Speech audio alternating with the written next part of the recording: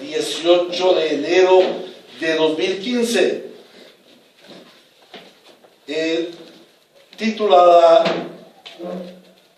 ¿Cómo formar un grupo pequeño? Método para ser discípulos. ¿Cómo formar un grupo pequeño? Estamos estudiando la estrategia de los grupos pequeños en las casas. Entonces les invito a que oremos un momento para recibir estos textos de la Biblia. Señor y Dios y Padre nuestro, en tu gran amor, en tu bondad te ha placido hablar a tu pueblo. Señor, hoy en día muchos disipan la palabra, muchos se distraen en las cosas del mundo.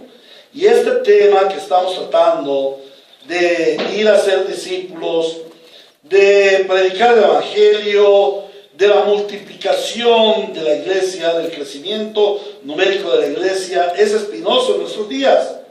Porque basados en algunos versículos y aún estos versículos que vamos a tocar, que vamos a analizar hoy, muchos han tomado como base para hacer mercadería con la fe. Por eso, Señor, oramos en esta mañana que nos dirijas a estudiar tu palabra, a conocer tu buena voluntad y a agradarte en todo, Señor. Te suplicamos que abras nuestra mente, nuestro entendimiento y nos lleves a ver la realidad de tu palabra y de tus buenos deseos para nuestra vida y para esta tierra. En Cristo Jesús te lo suplicamos. Amén. Amén. Hechos de los Apóstoles 20, 20 y 21. Ustedes saben que no he vacilado en predicar de nada que les fuera de provecho, sino que les he enseñado públicamente en las casas. A judíos y a griegos les he instado a convertirse a Dios y a creer en nuestro Señor Jesús. Hechos 13, 4 y 5. Bernabé y Saulo, enviados por el Espíritu Santo, bajaron a Seleucia y de allí navegaron a Chipre. Al llegar a Salamina, predicaron la palabra de Dios en las sinagogas de los judíos. Tenían también a Juan como ayudante. Hechos 14, 1. En Iconio, Pablo y Bernabé entraron como de costumbre en la sinagoga judía y hablaron de tal manera que creyó una multitud de judíos y de griegos. Hechos 16, 11 al 15. Zarpando de Troas, navegamos directamente a Samotracia y al día siguiente a Neápolis. De allí fuimos a Filipos, que es una colonia romana y la ciudad principal de ese distrito de Macedonia. En esa ciudad nos quedamos varios días. El sábado salimos a las afueras de la ciudad y fuimos por la orilla del río, donde esperábamos encontrar un lugar de oración. Nos sentamos y nos pusimos a conversar con las mujeres que se habían reunido. Una de ellas, que se llamaba Lidia, adoraba a Dios. Era de la ciudad de Tiatira y vendía telas de púrpura. Mientras escuchaba, el Señor le abrió el corazón para que respondiera el mensaje de Pablo. Cuando fue bautizada con su familia, nos hizo la siguiente invitación: si ustedes me consideran creyente en el Señor, vengan a hospedarse en mi casa, y nos persuadió.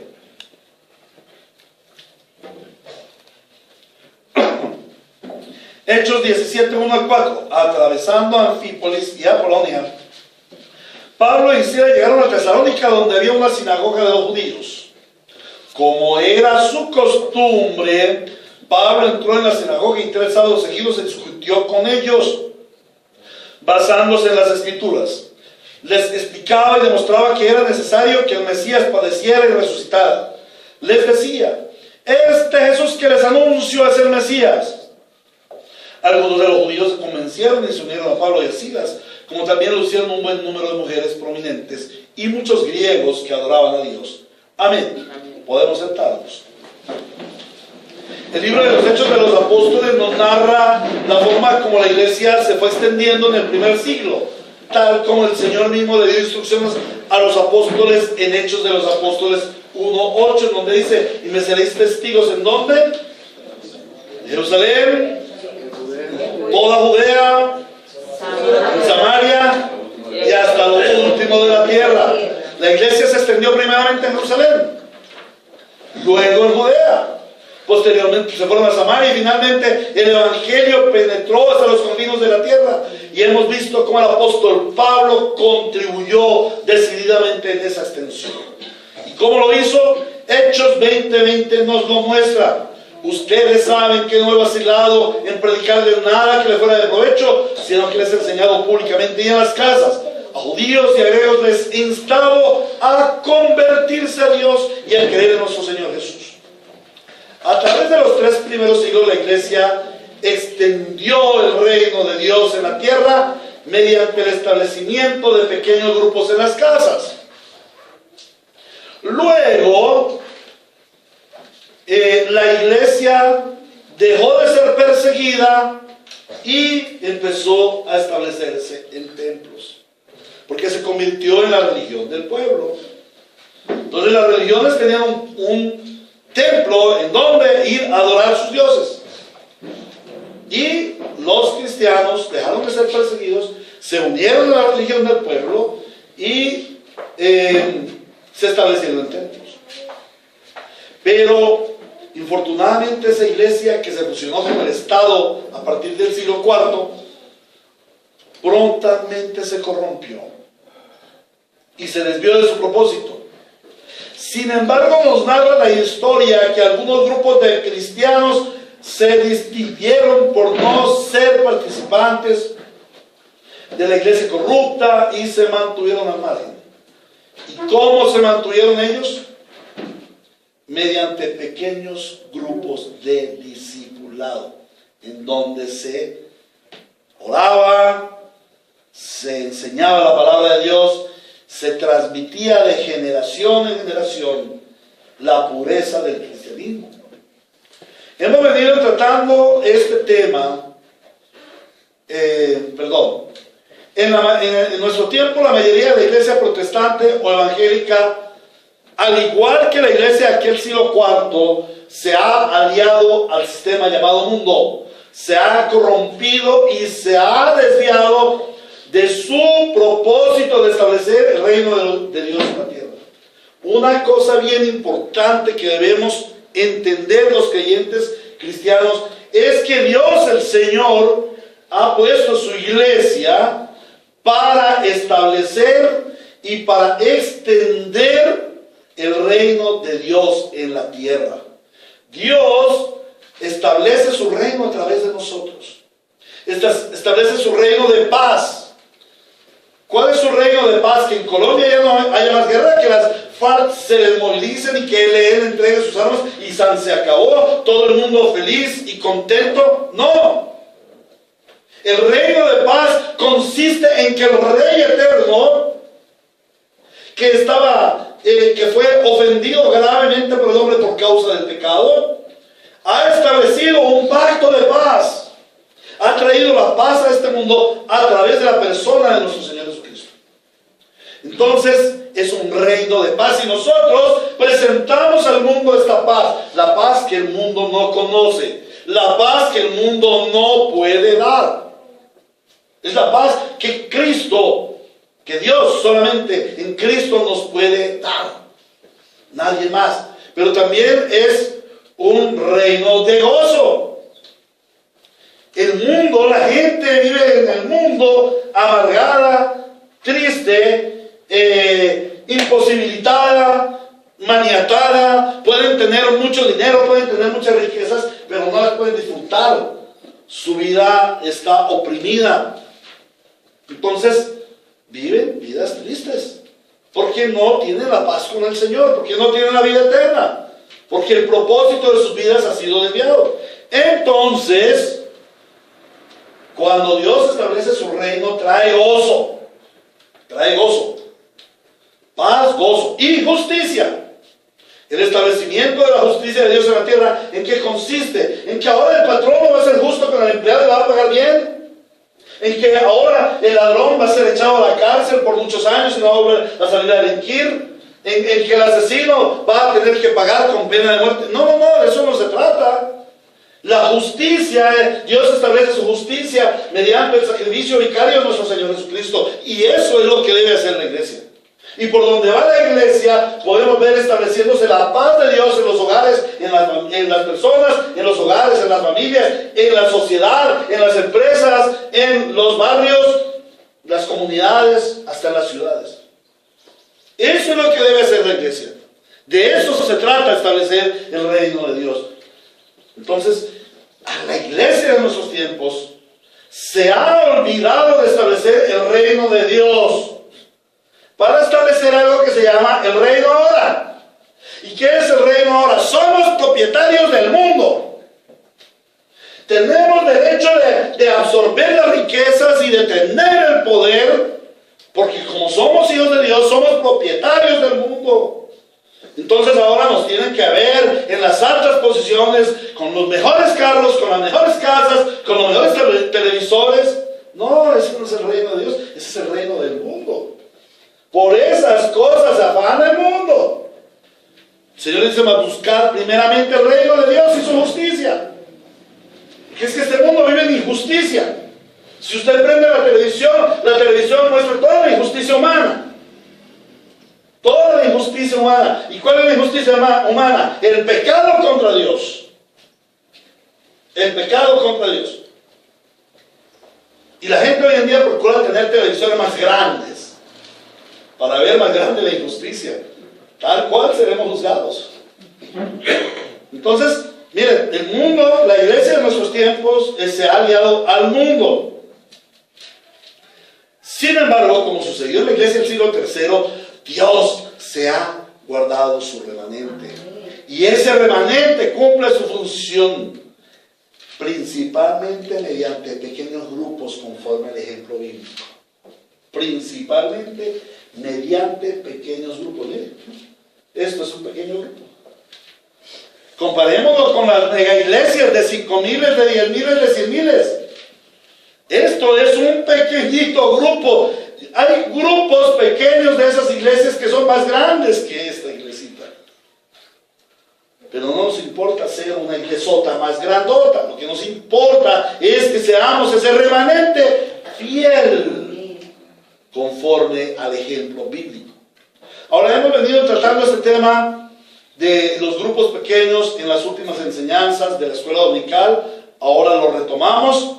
Ya hemos visto el fundamento bíblico, la definición de lo que es un grupo pequeño, lo que no es un grupo pequeño, lo que sí es un grupo pequeño, el por qué y el para qué de los grupos pequeños. Y ahora veremos cómo formar un grupo pequeño y extender el reino de Dios en la tierra de Medellín, de Colombia y por donde el Señor nos lleve. Veremos 3 aspectos. Primero, cómo formar el grupo. Segundo, qué se necesita para formar un grupo. Y tercero, dónde formar un grupo. Recordamos que en un pasado sermón hablamos de la oportunidad. A mí no se me olvida ese sermón. Aprovecha la oportunidad de predicar el evangelio. Y el Señor nos enseñó que debemos estar atentos a las oportunidades para predicar el evangelio. Pues ese es el principio para plantar grupos pequeños. Estar atento a las oportunidades. Esta semana bajaba para Medellín a cumplir una cita en fiscalía y en la comisaría. Y cuando salió una señora ahí de la vereda y le sacó la mano, le llevé, le traje hasta aquí, hasta Medellín. Y durante todo el paseo que el Señor me dio la oportunidad, le prediqué el evangelio. Y esta señora abrió las puertas de su casa para que comencemos un pequeño grupo de estudio bíblico. Estamos esperando que ahora lleguen los estudiantes y poder ir y hacer un pequeño grupo de estudio bíblico. Hay que estar atentos a las oportunidades. El Señor nos da la oportunidad. Nosotros lo que debemos hacer es predicar el evangelio. Lo más importante para ser un obrero en la plantación de grupos es el deseo de extender el reino de Dios en la tierra y tener pasión por las buenas noticias de salvación. No se requiere de un gran llamado. Uy, hermano, hasta que venga un profeta y le imponga las manos y le diga: es que usted es un gran líder. No, eso no se necesita. La Biblia no nos habla de líderes, la Biblia nos habla de siervos. Y todos somos siervos. Y ya tenemos ese modelo de Mateo, ese llamado de Mateo 28, 19, 20. Vayan y hagan discípulos de todas las naciones. Ustedes son discípulos. El que es discípulo va a hacer discípulos. Así de sencillo. Es como el chofer de un bus. ¿Qué es un chofer de un bus? ¿Y el piloto de un avión? ¿Y un sastre? ¿Y un discípulo? Hace discípulos. Claro, así tiene que ser. Ahora, creo que otro aspecto importante en la plantación de pequeños grupos es el no menospreciar los pequeños comienzos. A veces tenemos temores por los pequeños comienzos. Tenemos temores de que de pronto le amaremos, de que de pronto no digamos lo correcto, que de pronto nos falte. Es que yo veo al pastor y él se desenvuelve y él tiene una vergüenza. Claro, si es que yo llevo 20 años haciendo esto, ¿cómo no lo voy a hacer? Y antes soy defectuoso. Yo conozco otros que llevan menos y hacen maravillas. Pero bueno, no tienes que ser como el pastor, ni como ningún pastor. No. Tienes que ser tú, en tu relación con Dios. Y no tengas temor. Con un grupo pequeño. Estudiar la Biblia con un compañero de estudio. Y hay un grupo pequeño donde hay 2 o más reunidos en mi nombre. Ahí está el Señor. No le tengas temor a los grupos pequeños. El mismo Señor nos lo enseña en Mateo capítulo 13, 31 al 33. Vamos a ir allí.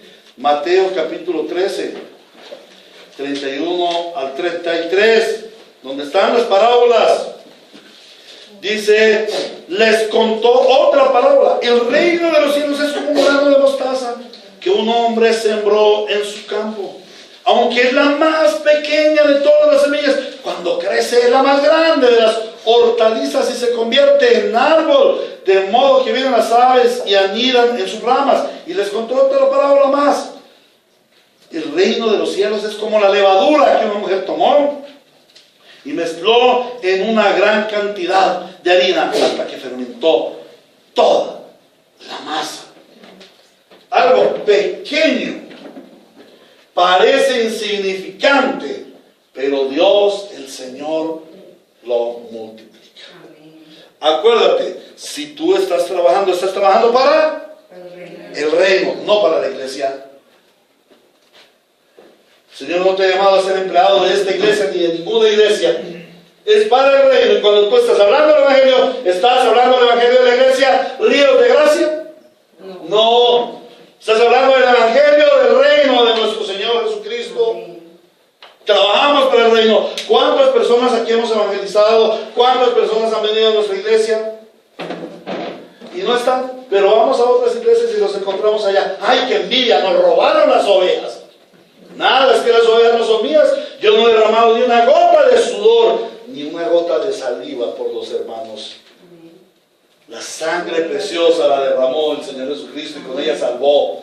Y Él los lleva a donde Él quiere.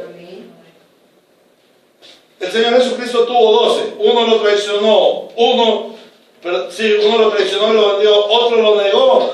10 salieron corriendo de miedo.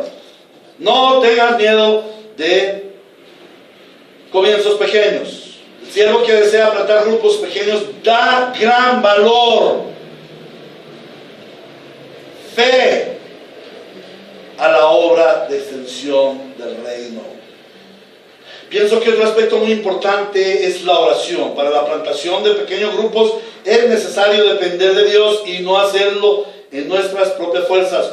Un obrero plantador debe ser un siervo de oración, que da ejemplo de oración, enseña a orar e impulsa a otros a orar. Esto es fundamental, hermanos. Si tú quieres llevarle el verdadero evangelio a un católico, llévalo a orar. Hay dos cosas, dos ganchos tremendos que tenemos en común la cristiandad, y es orar y leer la escritura o estudiar las escrituras. Vamos a orar. ¿Saben quiénes son los renuentes a orar? Los testigos de Jehová. Ellos sí no quieren orar. Pero cuando tú llevas a un católico a orar, vamos a orar. Y empiezas a hacer, hagamos un grupo para orar. ¡Ay, sí, qué rico! A la gente le gusta la oración. Bueno, al principio, después ya no quiere mucho. Pero la oración es un gancho para la gente. Entonces, la persona que quiere ser plantador de grupos pequeños debe ser una persona que ora, que da ejemplo de oración, que enseña a otros a orar y que impulsa a otros a orar. En Hechos 1:8, como ya lo vimos, nos da el radio de acción que debemos tener para la plantación de pequeños grupos. En primer lugar, los de nuestra casa. Cuando vemos el trabajo del apóstol Pablo, podemos observar que él llegaba a las sinagogas a los de la casa de Israel, a los conocidos. Siempre vimos ahí en los textos que leímos, el apóstol Pablo llegaba a las sinagogas. ¿Por qué a las sinagogas? Porque la sinagoga era la casa del apóstol Pablo, la casa de los judíos. Entonces ahí estaban sus amigos. No estoy hablando de la casa de la construcción, ¿no? Como la iglesia tampoco es la construcción. Hay hermanos que están divagando por el mundo o vienen de viajeros, llegan a esta iglesia y encuentran su casa. Pues aquí no pueden acostarse a dormir, no pueden preparar alimentos y todo eso, pero aquí está la casa del Señor. Entonces estoy hablando desde el punto de vista de la casa. Él llegaba a las sinagogas, a los de la casa, a los conocidos, a los familiares, a los parientes. El primer campo para trabajar grupos pequeños es nuestra propia casa. Y luego nuestro trabajo, nuestro estudio. Y esto es bien importante. Estás haciendo el grupo pequeño en tu casa. Ese es el campo de entrenamiento. Porque tú quieres salir a evangelizar. A mí me causa curiosidad que a veces hay gente que le gusta las misiones y han oído de mí un poco que, uy, el pastor Héctor es misionero y él ha plantado ya iglesias y no sé qué y aquello. Ay, a mí me gustan tanto las misiones. Y es que yo creo que soy bueno para las misiones y yo oro por las misiones. Un momento. ¿Y tú estás haciendo misiones con los de tu casa? El apóstol Pablo comenzó con los de su casa. El Señor Jesucristo dijo que hay que ir a los de su casa, a los de la casa de Israel. Nuestro trabajo debe ser en nuestras casas. Para yo poder adquirir fortaleza en la formación, plantación, cuidado, multiplicación de grupos pequeños, debo tener mi grupo pequeño en la casa. ¿Dónde entrenarme? ¿Dónde capacitarme? También pienso que para formar un grupo pequeño debemos despojarnos de todo formalismo, de toda complicación. La plantación de grupos pequeños debe ser algo espontáneo. Es más bien un fruto, es más un fruto que una obligación. ¿Cómo así que es algo espontáneo? Tú estás hablando con una persona y sale así. Y le hablas de la vida en Cristo, y le hablas de la gloria de Cristo, y de la salvación. Y la gente te dice, a mí me gustaría aprender eso. Claro, te lo enseño. ¿Cuándo? No, mira, como nosotros lo vemos aquí en la oficina todos los días, en el trabajo, en el parque, en la universidad, pues vamos a reunirnos 15 minutos y tú me enseñas un poco. No, es que el grupo tiene que ser de una hora. No, tú te sientas, pasan los 15 minutos, nadie se dio cuenta. Cuando te das cuenta, una hora, hora y media, deja de ser tan formal. Y comienza a trabajar, a producir frutos solamente. Es común encontrarse con personas que digan acerca de nuestra fe, como dice 1 de Pedro 3:15. Y esta es una oportunidad para predicarles el evangelio y enseñarles en un grupo pequeño.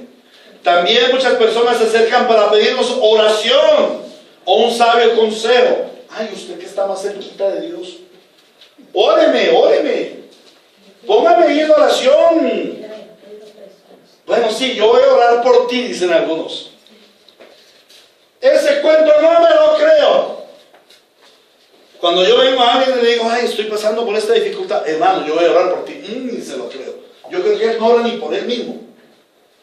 ¿Sabe por qué? Porque yo no oro por nadie, hermano.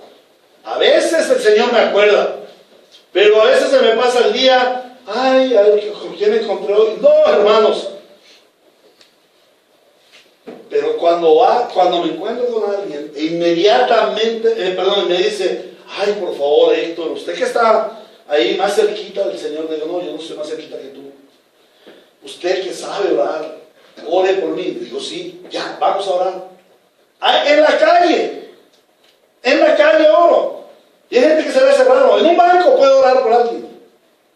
Donde sea, que me permitan orar, yo oro. Porque estamos estableciendo el reino de Dios. Y no le digo, vamos, voy a orar. No, aprovecha la oportunidad y empieza ahí mismo a orar.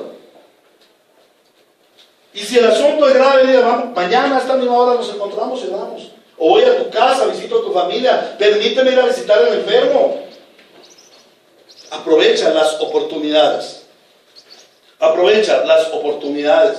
Cuando te pidan un consejo, Condúceles. Y dices, mira, para que salgan de esta situación, vamos a hacer semanalmente, reunámonos y oramos y vamos a ver la gloria de Dios y aprendemos un poquito de la Biblia, qué es lo que te pasa.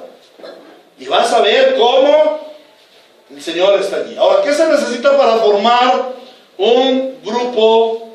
Para formar un grupo pequeño en las casas. ¿Qué se necesita para formar un grupo? Mateo 18:20 dice, porque donde 2 o 3 se reúnen en mi nombre, ahí estoy en medio de ellos. ¿Qué se necesita?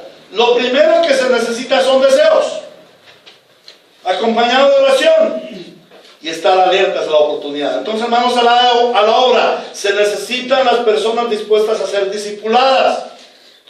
Para ello se necesita un obrero capacitado, un discipulador, que sea diestro en las Sagradas Escrituras, porque tú vas a ser discípulos de la Biblia, no de la psicología, no de lo que a ti te parezca para solucionar problemas, es enseñarles la Biblia. Les conté lo de la señora que me subí al carro, la traje hasta Medellín, solo Biblia. ¿Cuál fue el gancho? La señora me dijo, es que a mi esposo le gusta leer la Biblia, pero él no la entiende. No es problema.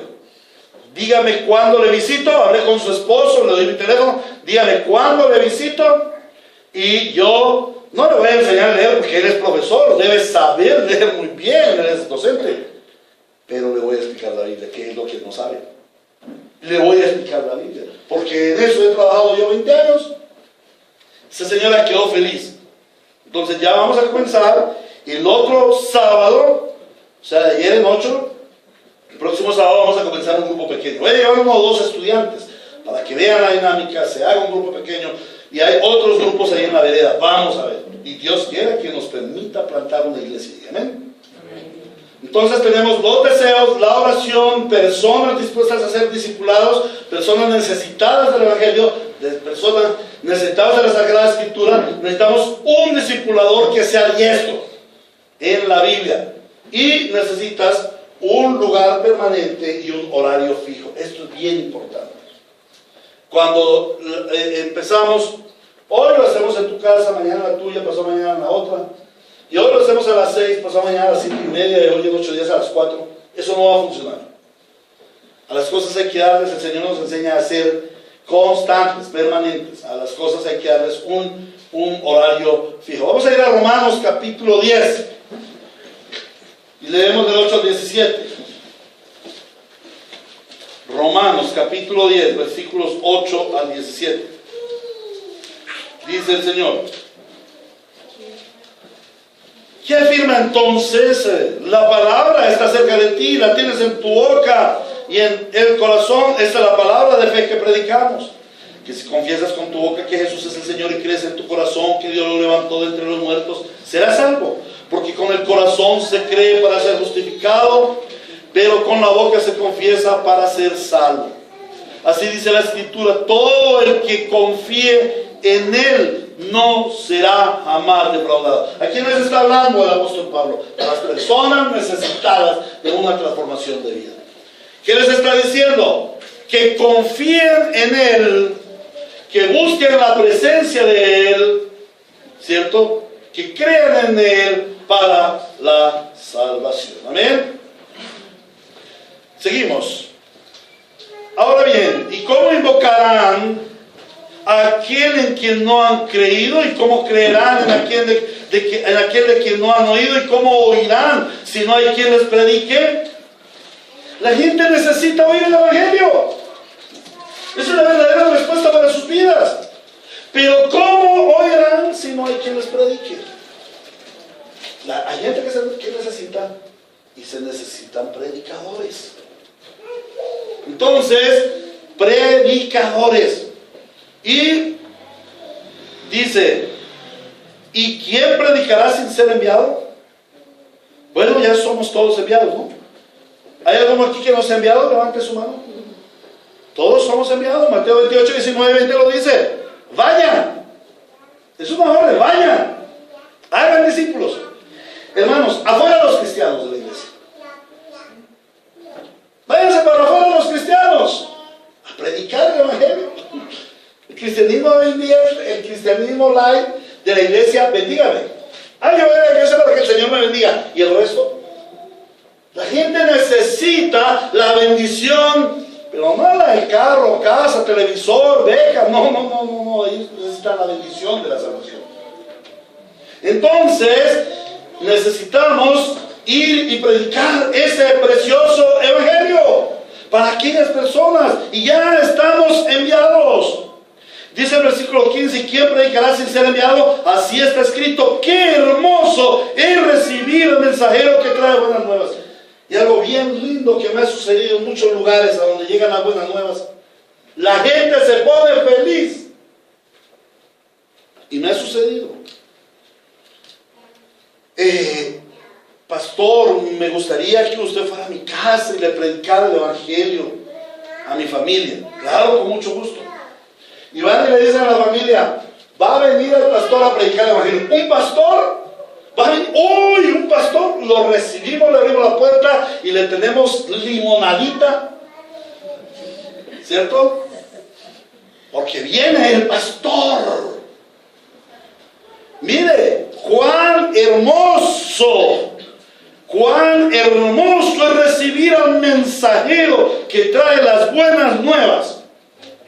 No el mensajero que trae la psicología, no el mensajero que es solucionador de problemas, es bombero, es electricista, es banquero, todo lo soluciona, ¿no?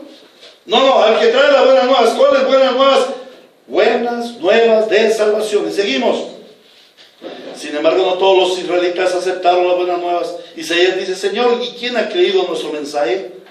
Así que la fe viene como resultado ¿de qué? De oír el mensaje. Y el mensaje que se oye es la palabra de Cristo. La palabra de Cristo. ¿Qué se necesita? Gente que está clamando por el evangelio. Un adiestrado predicador de la palabra, o que lleve la palabra, un discipulador con la palabra. Los discípulos son todas aquellas personas que quieren aprender el evangelio, y el discipulador es una persona que conoce el evangelio y está llamado a predicarlo. ¿Quién es esa persona? Di yo. ¿Quién es esa persona? Los discípulos quieren aprender el evangelio. El discipulador es una persona que conoce el evangelio y está llamado a predicarlo. ¿Quién es una persona aquí? Me gustaría encontrar una persona que conozca el evangelio y esté preparado y esté dispuesto a predicarlo.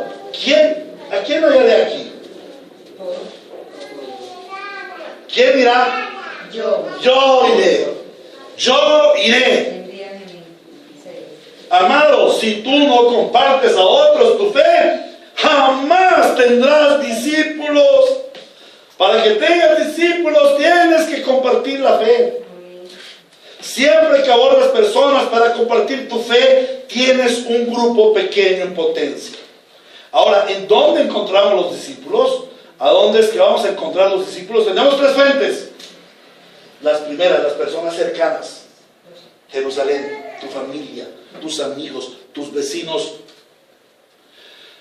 Las personas cercanas. ¿Acostumbras permanentemente a llevar tu altar familiar en el hogar? Si tú no llevas el altar familiar, tus hijos no serán discípulos, tu esposa no será discípula. Llevo años trabajando y tratando la consejería. Y cuando voy a tratar estos temas difíciles del divorcio, pregunto a la pareja: ¿y ustedes están orando? ¿Usted ora por ella? ¿Ella ora por él? No, ¿hace cuánto? No, nunca. Nunca se estableció un discipulado en la casa. Y aún así queremos salir a trabajar en otros lugares. No, hay que atender el discipulado en la casa. Personas cercanas son los familiares que también, pero personas que no viven en la casa, amigos, vecinos, compañeros de trabajo, relacionados. La segunda fuente son los nuevos contactos.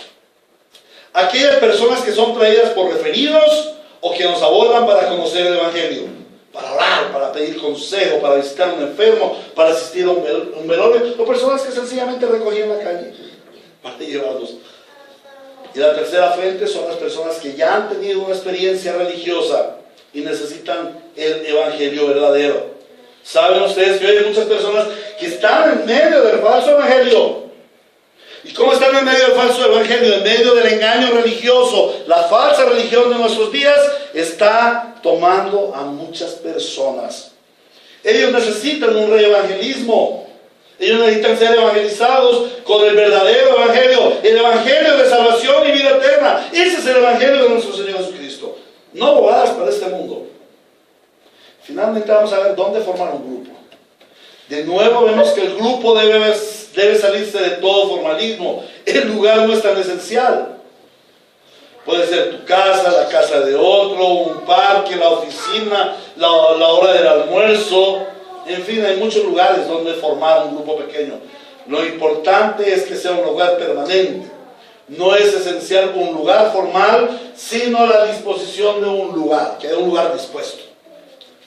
Que el lugar esté reservado sin interrupciones ni distractores. No hacer grupos donde la autoridad no lo permita. Por ejemplo, un joven quiere abrir un grupo en su casa, pero resulta que su mamá es contraevangélica. Nada, a mí no me traigan esa gente. O el papá es un borracho tirano y dice, no, en mi casa no se hace oración. Entonces tenemos que llegar y lo echan a uno a patadas, o el Señor prende el equipo de sonido a todo volumen y no va a dejar. Así no podemos. Debe haber una disposición para el evangelio y que la autoridad que gobierna ese lugar lo permita. No hacer un grupo excluyente donde se impide que otras personas participen por prejuicios. El lugar no puede variar. La gente debe encontrarse en el mismo sitio. De igual forma, los tiempos. Debemos ser sabios y prudentes para ser efectivos en nuestro trabajo de plantación. Por ejemplo, se puede hacer en una casa en la noche, o en la oficina antes del horario laboral, o durante la hora del almuerzo. Nunca en horario de labores. Porque ese es un problema con los cristianos. En cierta ocasión fui a un negocio que conocía, había un muchacho cristiano ahí trabajando. Fui a comprar algo. El muchacho no estaba. Le pregunté, ¿y el muchacho está? No, él no está. Es que cuando son las 5 de la tarde él se va. Nunca me colabora. Estoy aburrido con él. Uy, qué vergüenza haber preguntado por él. Nunca me colabora. A las 5 de la tarde se va. De pronto se sienta a leer la Biblia y puede quedarse en el mundo y no me ayuda. Estoy aburrido con él. No, hermanos, orar y leer la Biblia en las horas de trabajo es pecado, porque estoy robando. A mí me pagan por trabajar, no para ir y leer la Biblia. Para eso debo sacar mis tiempos en mi casa, donde hago mi devocional. Ahora, en el caso de los horarios también debemos ser diligentes y tener un horario fijo, preferiblemente semanal. Del tiempo debe estar coordinado entre el discipulador y los discípulos y el anfitrión. No debe pasar de una hora. Al comienzo van a haber preguntas y todo eso, pero luego el horario es más o menos de una hora. Debe ser puntual también.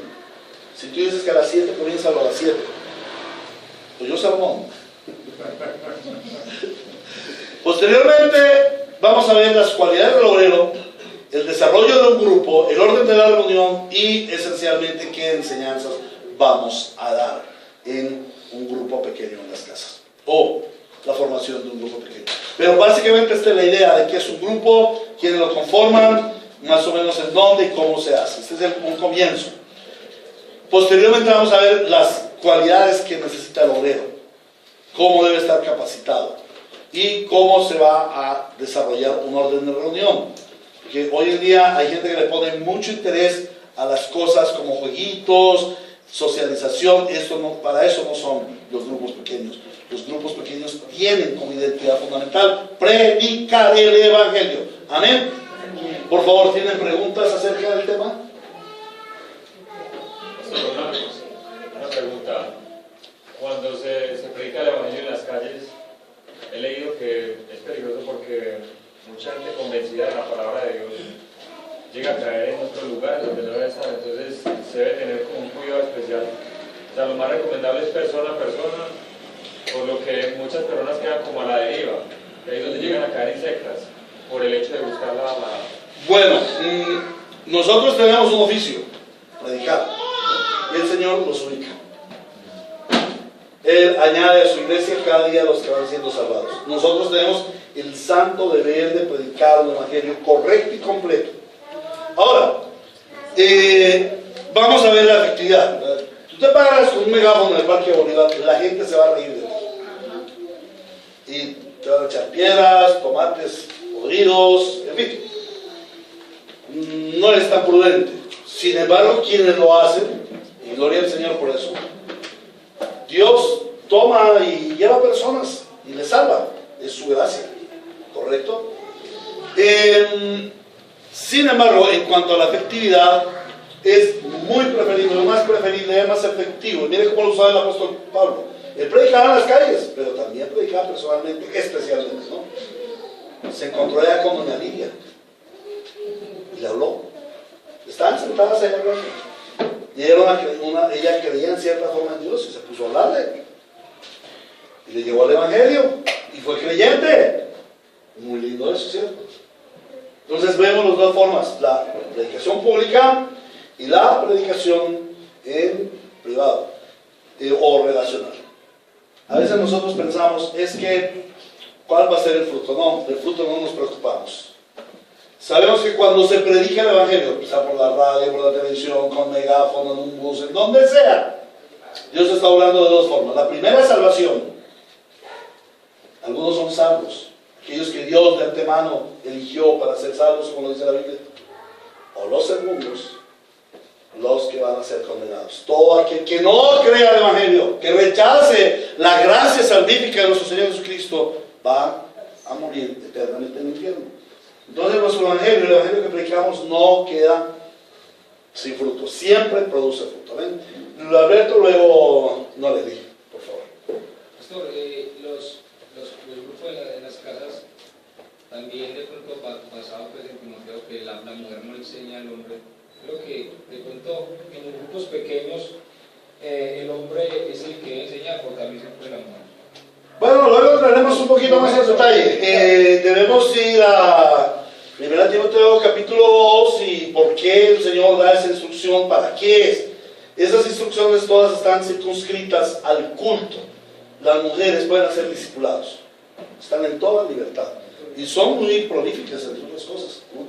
Tienen, especialmente con otras mujeres, tienen muy buenas relaciones y enseñan muy bien el evangelio a otras mujeres. No ese es el problema. Bueno, pues de mujeres a mujeres sí, pero también habiendo... También a hombres, a niños, en grupos pequeños en la casa. Mira, el grupo pequeño, lo dije ya, no es un culto. Y esos dos textos que nos habla el Señor, en 1 Corintios 14 y en 2 Timoteo capítulo 2, en 1 Timoteo capítulo 2, en donde el Señor prohíbe a la mujer enseñar y aún hablar en la iglesia, están circunscritos al culto, o sea, a esta reunión. Además, aún aquí pudiera haber mujeres que enseñan a niños, o mujeres que enseñan a otras mujeres, ¿cierto? En esta escuela única. Pero somos en el culto principal, debemos ser nosotros los varones y los que dirigimos el culto, no otra cosa. Norena, por favor. Bueno, una pregunta era la que hizo ya el hermano Alberto, la otra es sobre los temas. ¿Cómo sería el tema? Bueno, vamos a ver las enseñanzas próximamente. ¿Cómo es el ciclo de enseñanzas? Y hay una escalera muy bonita para que aprendamos. ¿Listo? ¿Alguna otra pregunta? Bueno, muy bien, entonces vamos a orar y tomamos